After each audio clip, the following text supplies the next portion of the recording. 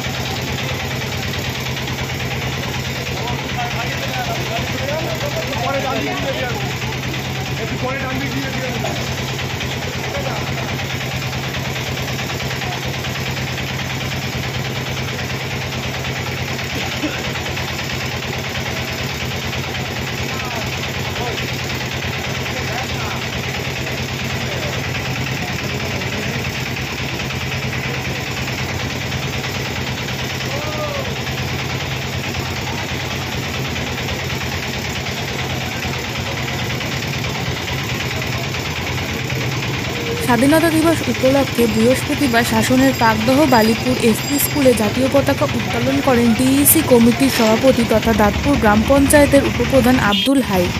উক্ত অনুষ্ঠানে উপস্থিত ছিলেন স্কুলের প্রধান শিক্ষক সহ অন্যান্য শিক্ষক শিক্ষিকা ও অভিভাবকরা।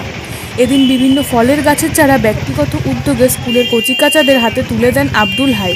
পাশাপাশি এদিন তিনি পাকদহ বিদ্রোহী সংঘ, পাকদহ নজরুল সংঘ, চক আমিনপুর নব উদয় সংঘ ও পাকদহ তৃণমূল কংগ্রেসের কার্যালয়ে জাতীয় পতাকা উত্তোলন করেন। তিনি বলেন, যেভাবে বিশ্ব উষ্ণায়নের প্রভাব আমরা লক্ষ্য করছি, তাতে করে নতুন প্রজন্মকে পরিবেশপ্রেমী হিসেবে গড়ে তুলতে আমরা বদ্ধপরিকর। সেই কারণে স্বাধীনতা দিবসের মতো মহান দিন কিছু ফলের গাছের চারা এই ছাত্রছাত্রীদের হাতে তুলে দিয়েছি।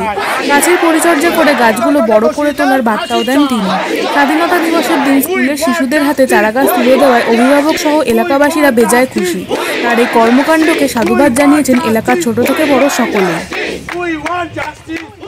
আমাদের কলেজ পড়ুয়া, আমাদের ডাক্তারি ছাত্রী, তার ধর্ষণ করে নৃশংসভাবে তাকে যে হত্যা করা হয়েছে, সেই বিরুদ্ধে আমরা আজকে সকল মেয়েরা মিলে পথে নেমেছি।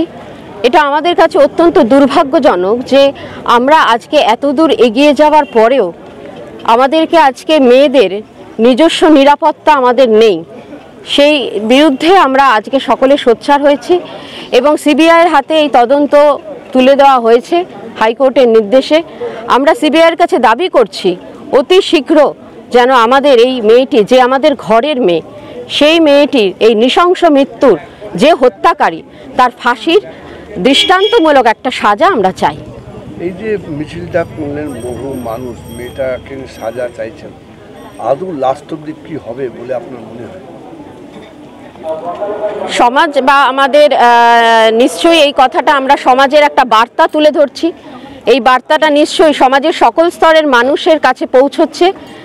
আমরা আশা রাখছি নিশ্চয়ই এর একটা বিহিত হবে এবং যতদিন না এর বিহিত হচ্ছে আমরা কিন্তু আমাদের এই আন্দোলন চালিয়ে যাব। বিচার ব্যবস্থার প্রতি আস্থা আছে?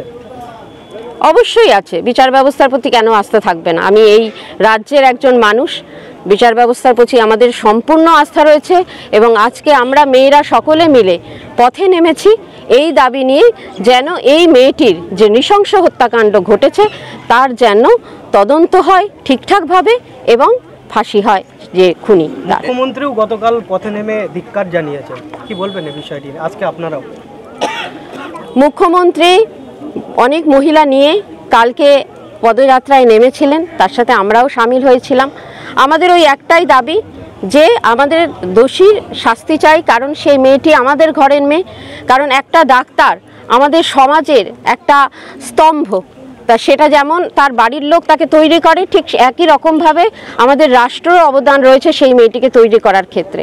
আমরা এই ধরনের একটা স্তম্ভকে হারিয়েছি, সেই কারণে আমরা চাইছি যে, এবং বিচার ব্যবস্থা আপনি যেটা বললেন তার উপরও আস্থা রয়েছে, আমরা চাই খুব শীঘ্র যেন সিবিআইয়ের অন্যান্য তদন্তের মতন এটাও যেন এরকম ডিলে না হয়, খুব শীঘ্র যেন আমাদের ফাঁসি হয়, উপযুক্ত শাস্তি পায় আমাদের খুনি, এবং পরবর্তী দিনে কেউ যেন এই ধরনের কাজ করার আর কোনো রকমের স্পর্ধা দ্রুত সম্ভব। কারণ যে মেয়েটির জন্য আমরা লড়াই করছি মাঠে ময়দানে নেমে, সেই মেয়েটি কিন্তু আমাদের একটা রত্ন, বাংলার রত্ন, ভারতের রত্ন, চেস্ট স্পেশালিস্ট আমরা হারালাম।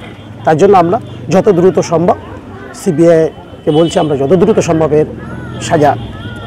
সারা ভারতবর্ষে এরকম তিলোত্তমা বহু আছে যারা এখনো পর্যন্ত বিচার পায়, সে উদ্দেশ্যে কি বলবো? অন্যান্য রাজ্যের কথা আমরা বলতে পারবো না, কিন্তু আমাদের রাজ্যে যখনই কোনো মহিলা সংক্রান্ত বিষয় বা সামাজিকভাবে যখনই একটা ত্রুটি হয়েছে, আমরা সকলেই কিন্তু সমস্ত কিছু না দেখে, গায়ের রং থেকে আরম্ভ করে ধর্ম না দেখে আমরা রাস্তায় নেমেছি।